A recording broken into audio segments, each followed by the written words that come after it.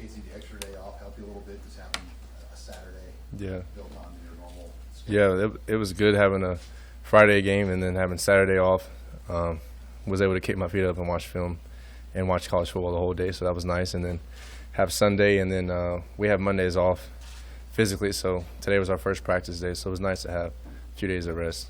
We all needed it for sure. What do you see on film from Purdue? Purdue's a good football team. They're a veteran group. They're experienced. I'm sure you guys know that by now. When you look at the depth chart and the scout report, they have juniors and seniors all over the field on defense. They're very sound. They're physical. They've had a lot of experience. That's the main thing that I see on film. They run different coverages. They have some good length. They're starting. One of their corners is 6'3", and then they have some good size in the back end at DB and at nickel. So they seem like they do a good job athletically, but they're very sound and they're very experienced. So that's what I see on film. Casey, I kind of have a little bit of a different question. You said you had some time to watch some football, so I don't know if you got a chance to see some of the sack calls in the NFL this weekend. You're a quarterback and you've taken some big hits. Yeah. So I'm curious what your kind of opinion on those calls are. Yeah. I wish that I had the Tom Brady rule when we played against Rutgers on Friday. That would have been nice.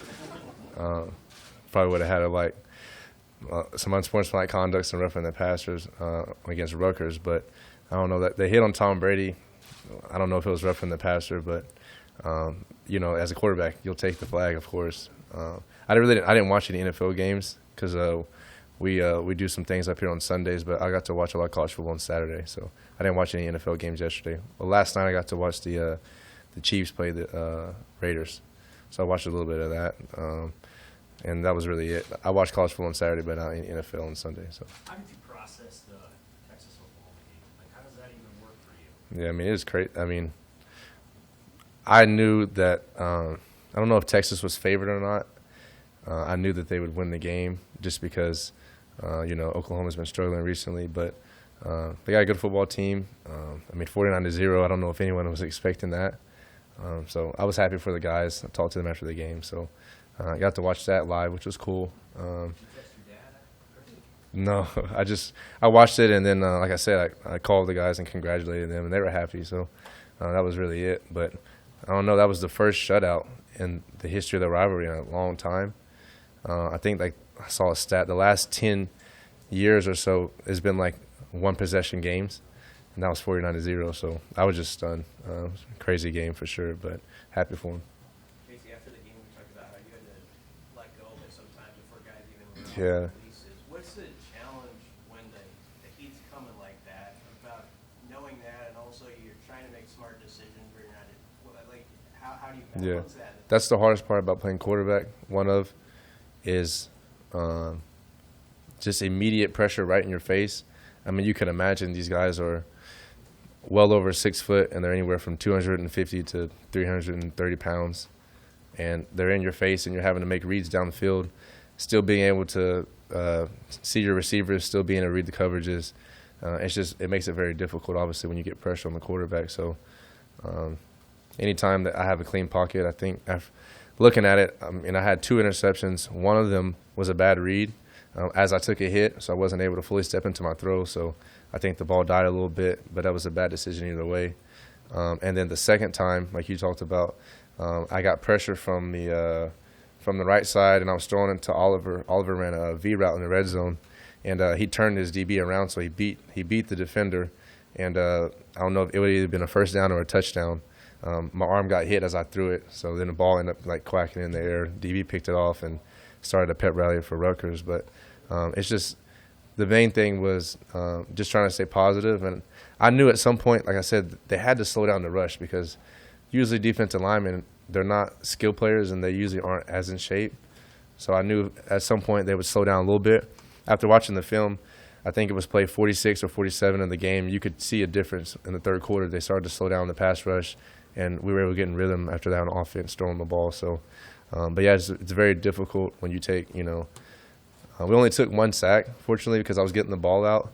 But, I had a lot of pressures, ended up being a high number for sure, higher than we want it to be. So it's very difficult. We had 36 pass plays, and I think I had pressure in the 20s or something like that. So got to get that number down, of course, and the staff is working hard at doing that. And we're going to obviously try to get the ball out of my hands a little bit. But that was the main thing, is just trying to stay positive and stay in rhythm.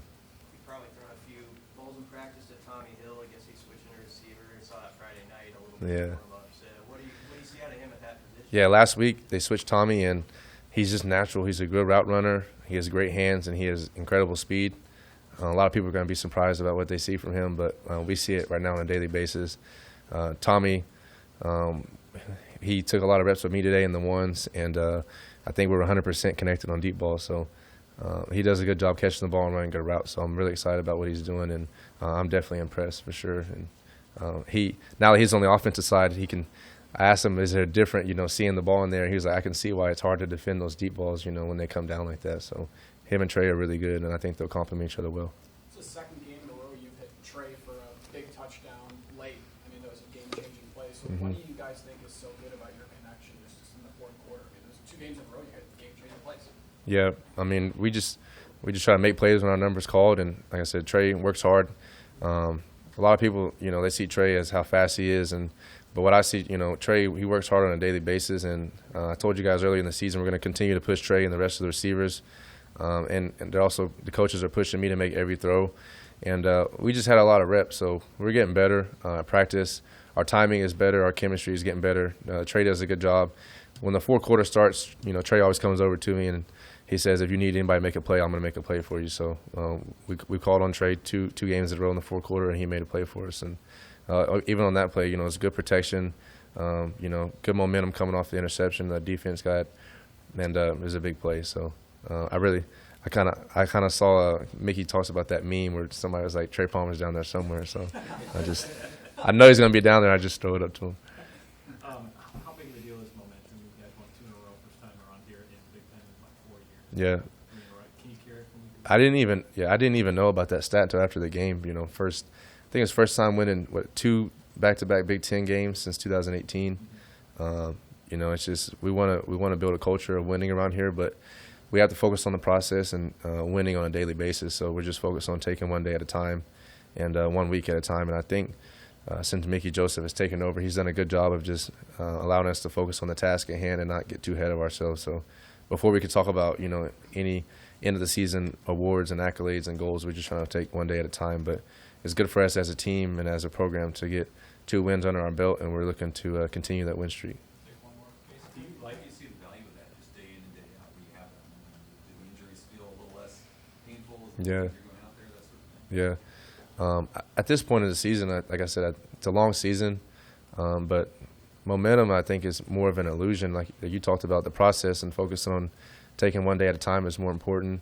We have a saying here, day by day, so we day by day want to get better and better until we can't be beat. That was our first time with our back against the wall. We're down in the first and second half, and we found a way to win. So we've shown that we can do it. Everybody else sees it, we see it, and we know. So inside the building, we have great confidence, great composure, and we're just focused on, like I said, taking it one day at a time. Mickey's doing an incredible job. So we're just looking ahead right now. We're just going to continue to press on, and every day we just focus on. Today was competition Tuesday. Tomorrow is going to be no turnover Wednesday, and then on Thursday it's going to be perfect Thursday, and then on Friday it's going to be walk through Friday, and then we're just going to go out and play on Saturday. So thank you guys.